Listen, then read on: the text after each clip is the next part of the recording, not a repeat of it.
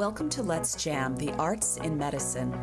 In this series, we feature artists and educators in healthcare who have made a connection between what inspires them to listen and communicate with creativity and compassion.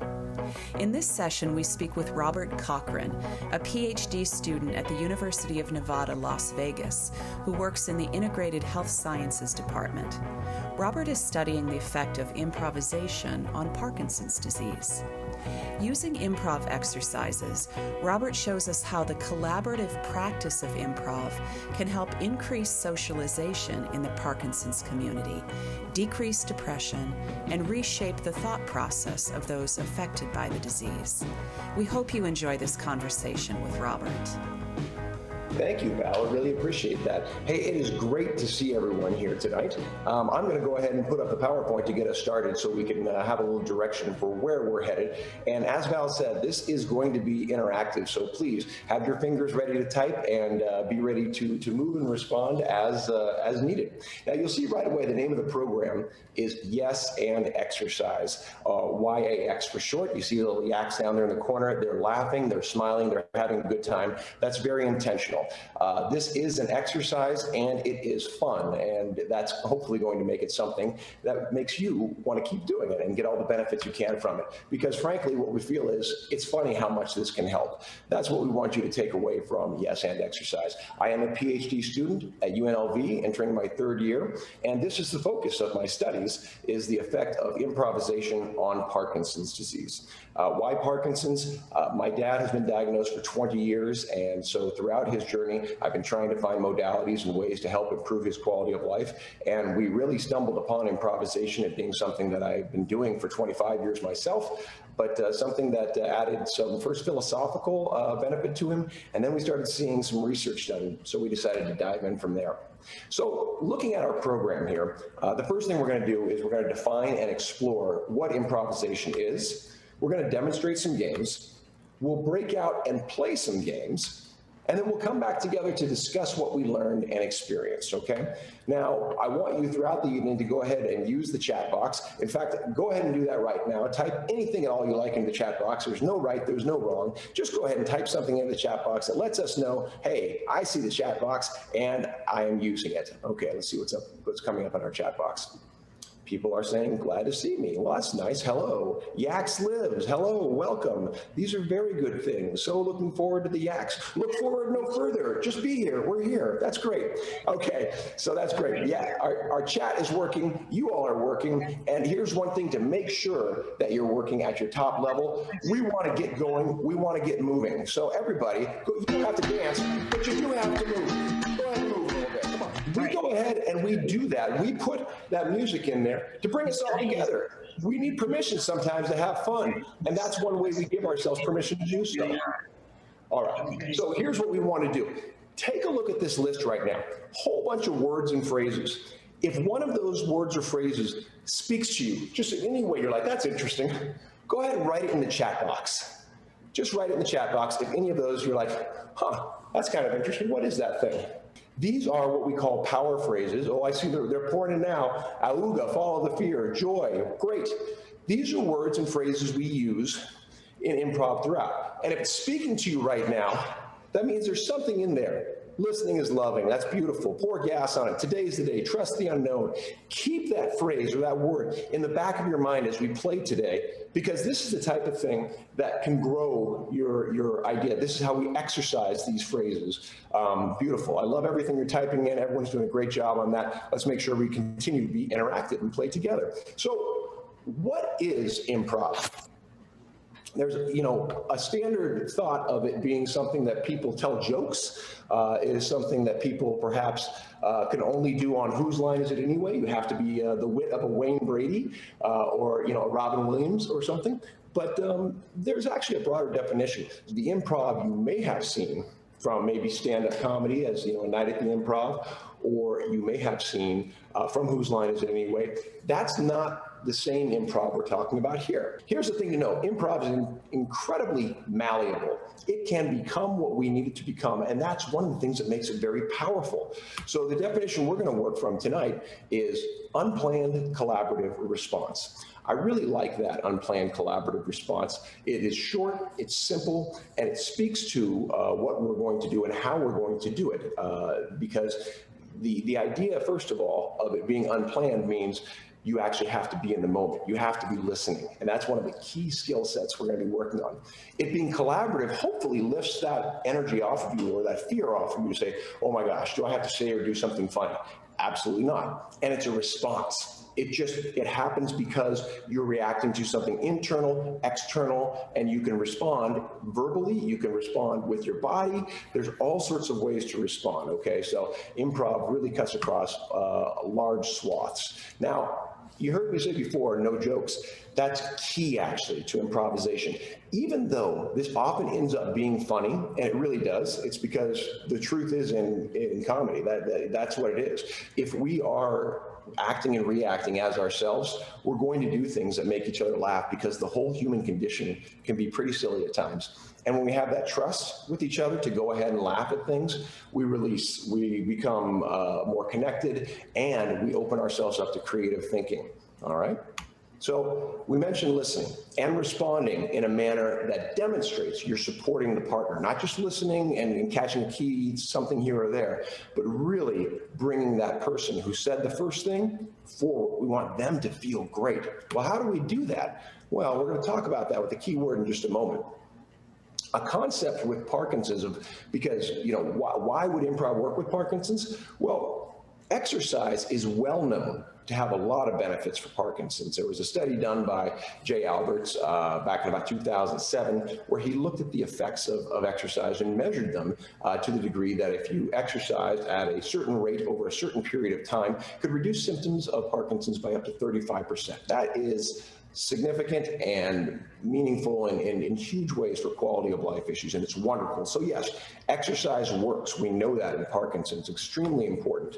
The physiological measures we talked about, being able to help with your gait, being able to have freedom and fluidity in your body, those are great things. But there's more to it in Parkinson's too. There's this thing called quality of life, and that is really, really important. That gets kind of overshadowed sometimes. We don't think about quality of life, or it doesn't get the same emphasis sometimes that the physiological measures do. And that is a gap in both the research and in the applicability for people living with Parkinson's or those affected by them, care partners. Now, here's the question, and this is another one for you. Go ahead and type this one into the chat box. What is the best exercise for PD, for Parkinson's? Okay, those of you who are out there doing it, go ahead and type in which one is the best one. Oh, we've got some ringers out there I can see already. Well, a lot of people know boxing is popular, that dance is popular, yoga is popular. This is great, but the one message that you guys are all coming across, which just says the right thing and where I was going to go with it, it's the one you'll do. It's the one you want to do, right? Because by having that motivation, you're going to want to move forward. You're going to want to get the most out of it. You could say that this exercise is the best one, but if you're doing it at 20% effort, you're not getting the most out of it. Now, as we head back here, we were talking about how exercise works, and there's a real key to that. Let's get through that. Improv is already yours. What do I mean by that? I mean that you have this innately inside of you. You improvise all the time. Now, how well you improvise and how well you react and listen and are aware, those are things that can be trained up. You can gain greater skill so that you can improvise better. All right. And not all Parkinson's issues are motor symptoms, as we know. There are many quality of life issues that need something different than what traditional pills or surgeries or even traditional exercise do. We need something to support things like anxiety and stress, isolation, depression, and improv works in that regard. Okay, these are things that by bringing people together and being in this mode specifically of play, we've seen increases in those quality of life measures. Now, improv can also help increase self-confidence and self-efficacy, and the bottom line, it's fun. If you're having fun, it's the one you'll do. Now, again, it is an exercise, and it's grounded in these two simple words, which are built right into the title. There they are. Yes, and. That's it. You're going to hear me say that over and over again, and that's part of who we are, part and parcel of who we are, really. What does yes mean? Operationally, yes is the acceptance of the situation. This is your foundation. So for people with Parkinson's, yes is accepting they have Parkinson's. Now, that might seem like a common thing. It's like, well, you got the diagnosis. It isn't always an A to B proposition, however. People can be diagnosed for years and still be so angry, regretful, spiteful about it that they might not accept it that day and might not put themselves in the proper mindset. So yes is an acceptance of getting you into a place that says, this is the reality, this is the truth, and then we have the power word right here. What you'll do with it. That's your power, and is you taking control of that truth. If you don't accept the truth, you don't have the power to take control or influence it. Okay? So yes, and we're going to use that operationally throughout what we're doing here. Now, wait a minute. With all this positive talk, what's this epic fail? Well, I'm going to tell you something funny, dirty little secret. Improvisers fail a lot. And we're really proud of it, actually. We do this in front of people, and we think it's pretty great, because when we fail, we say, ooh, something interesting happened, something new happened. What can I learn from that fun thing? And that really is, you know, where we go. Has anyone else experienced failure as a positive thing? I see some nods. You can put it in the chat if you've experienced that as a positive thing. Put a yes up there. Just go ahead and throw that in the chat box right now. We have this saying, and you may have seen it in that opening power phrases right there, that we follow the failure. We also follow the fear, and we follow the fun. Or for short, we just say F it, right? That's the easy way to get about doing that. Whatever's going on, the situation is, I'm feeling like a failure. Yeah, and? Or I'm feeling scared. Yes, and? I'm feeling like I'm having fun. Oh, yes, and? It's the same no matter what. Follow that thing. Let it be true, and see where it leads you. Give it the space. Famous quote by favorite basketball coach of all time, John Wooden, said, "The failure isn't fatal, but failure to change might be." So that really speaks to why we do this, to stay loose, to stay fluid, to keep moving with the forces that are larger than ourselves and other people. Now, if I was doing this without any grounded foundational research to begin with, I'd really be out to sea. But I got fortunate that in 2016, came across this article by Northwestern University in the second city, where they looked at people with Parkinson's, a group of 22, a small feasibility study, to see what quality of life measures they might be able to affect. Well, simply put, 100% of the people completed the study. Anyone who's done clinical studies knows that that's not always the case. Also, 100% would recommend the class to others with Parkinson's, another great mark. Highly rated in satisfaction and perceived benefits, so people felt they were getting something good. And people even like the others found them to be funny. There's that self-efficacy thing. There's that thing where your power becomes within the group, right? It's collaborative with other people. They laughed at something I said. Not that I was telling a joke, but that I played within this scheme. I played well, and they laughed, appreciated it, and that made them feel good that others thought they were funny. All right. There's related research by Dr. Charles Lim from UC San Francisco, and he's a neuroscientist. And what he did was he looked at jazz musicians, rappers, and improvisers, and he put them into an fMRI machine, functional magnetic resonance imaging. And he went ahead and he saw these things when they were improvising in the brain. That if you look at the yellow area right up front right here, that's the medial prefrontal cortex, and that is associated with creativity and expression.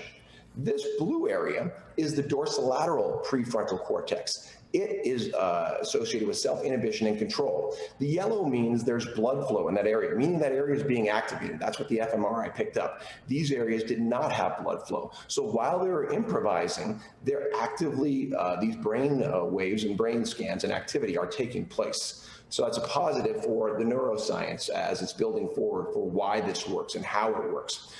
Basically, they're in the zone, they're flowing. And in that moment of being present, They are able to collaborate greater because of the better listening skills. They can connect with each other. They can find creative ways of bringing things together they wouldn't otherwise because they're open and new insights. Now, why does any of that matter? Well, PD often says no, right? That it can be perceived that way. Parkinson's can be something that's like, well, today I'm stiff, I can't walk, or today I can't seem to find the words. Today I don't know why numbers don't work in my head, all right? This all happens within Parkinson's. Today I just feel emotionally wrecked, I can't go. Well, improv reminds you of yes and. So there's that foundation of just to take that acceptance of maybe this thing's a block, I'm gonna accept that, yes, and here's what I'm going to do to combat that, which allows you to discover and transform. If you don't get to the place of acceptance, you can't get to your power. Remember how yes and works. So you can't discover what the new thing is and you won't be able to transform. This is where we go forward. We all have these buried gifts, and often Parkinson's feels like it's robbing things from people with Parkinson's. The idea is to say, oh yeah, remember that you're actually a pretty great gardener. You know, you were actually a scratch golfer. You're actually a darn good singer. It's like, oh yeah, but that was something else. Was it, or is it still you? And it's just a buried gift that perhaps we need to yes and back into your joy state. You can help others too by giving them gifts. And that's why the collaborative part of this is so important. When we support others along the way, we yes and them. They throw out a suggestion, we go ahead and yes and that, and all of a sudden we're building something. We created something seemingly out of nothing. The support is huge. Now, you might be thinking, but come on, improv for PD, really? Does that even work? Well, at some point someone said boxing for PD. And let's not forget that there's actual clinical evidence of real brain damage being done by boxing. Now, the other side of it, why boxing worked and why Rocksteady was able to do what they did was they declared something. Oh, we're not actually hitting each other, all right? So they're boxing, they're using the skills, but differently than you're used to seeing them. Improvisation, we're not standing up telling jokes by ourselves. We're not playing that way. Okay, let's relax and move into this thing. It's a different way of using a common form. All right, we're gonna model Rocksteady Boxing as we grow this program because they have for now 15 years grown into a behemoth in the Parkinson's field across the world. It's collaborative, same as Rocksteady Boxing. We're gonna move together. That's very much what we do here. We're gonna use our voices to show our power. We absolutely do that together, and we're going to laugh. These are all things that empower us to be better than what we are. So remember, yes and, I'm gonna keep harping on that as we come back to right now. This is an exercise, and I get better at it as I do it more. So it's just like the gym, right? You go and pick up that weight one time and do a curl. It's not like I'm buff for life. I mean, we all wish, but that's not how it goes. We need to return to the exercise, and we keep going back to become stronger. Same thing. And the key is you'll do it more often if you're having fun doing it. That makes pretty simple sense.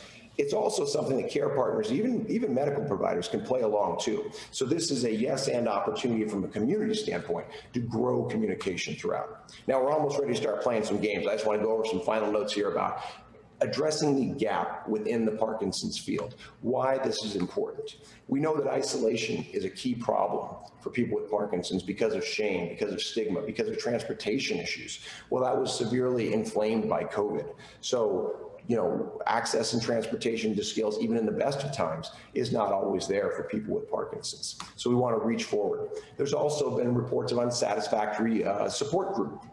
If a support group turns out to be, and they're not all like this certainly, but if it does turn out to be something that's more of a complaint fest and a sharing on kind of a, more negative vibe, that's not going to be something people are going to have fun at, so they're probably not going to return. Even if the information was valuable, it's like, at some point, that got to be a drag. Online improv can help with all of these things. Now, by the way, online improv, if you had said that before COVID, we longtime improvisers with decades of experience would have said, you're nuts. I mean, so funny that a group of people who live by yes and would have said no but right away to online improv, and many continue to do so. However, it showed us the opportunity, and that's where this program, which was slated for live workshops, ended up growing. we found that people were needing something because they couldn't get to their groups, and we were able to deliver in a way that satisfied in a much more dynamic way, and gave people opportunity to join in from all around the US and even parts of the UK, which is really fun. So what do you need? This is another fun thing, because boy, sometimes you need equipment, you need gear, you need all that stuff. Well, YAKS does not require special equipment, a special facility, or previous training. Nope, none of that stuff. You don't even need to have any particular skill. You could say, well, I'm not funny, so I'm not an improviser, so you're you. And that means you've come fully equipped. And if you're here, you're ready to play.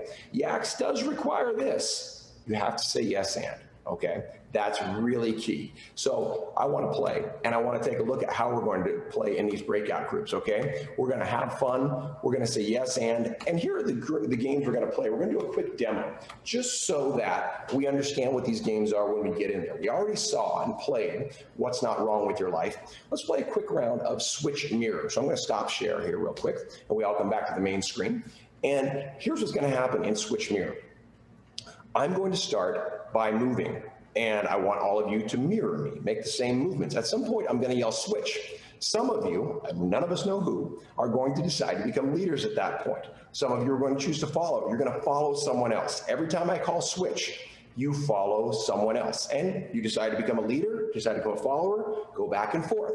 So let's begin. My tip for all of you, especially those who are leading, are go slower than you think you need to. It's hard to follow someone who's zipping across the screen, especially with bandwidth being limited. So if we're going slow, let's all follow this. So can everybody do this for me? So I know I've got everybody kind of tuning up. Beautiful, beautiful. I've got your hand up. Great. All right. Keep going now. Stay with me. Nice and slow. Good. And if you feel like you're voguing, you're doing it right. Okay. And switch.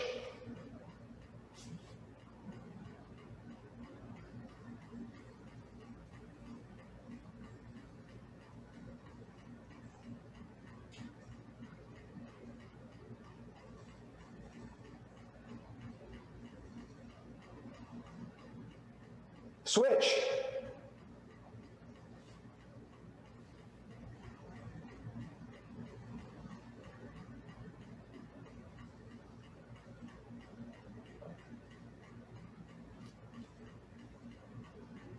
Switch.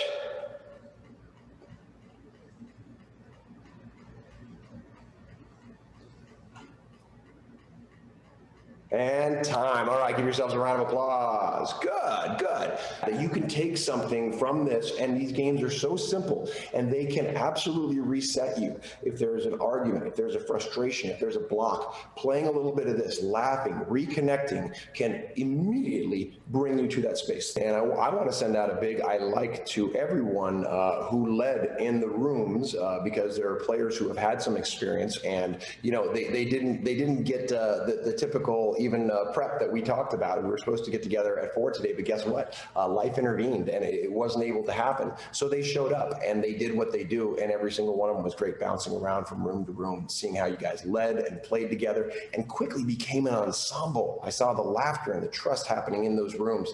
It's incredible when you lean into it, what that can do for you. I know we're at time, technically. We're at 6:33, so I don't know, Vala or Mika, if there's anything we need to do. I guess I'll put up a closing slide just if anybody does have to leave, just so that you can see my web address, and that's where you can get my email as well. I'd love to talk more to you about this program and to see about bringing it to you wherever you are, or having you join wherever we are. So there it is.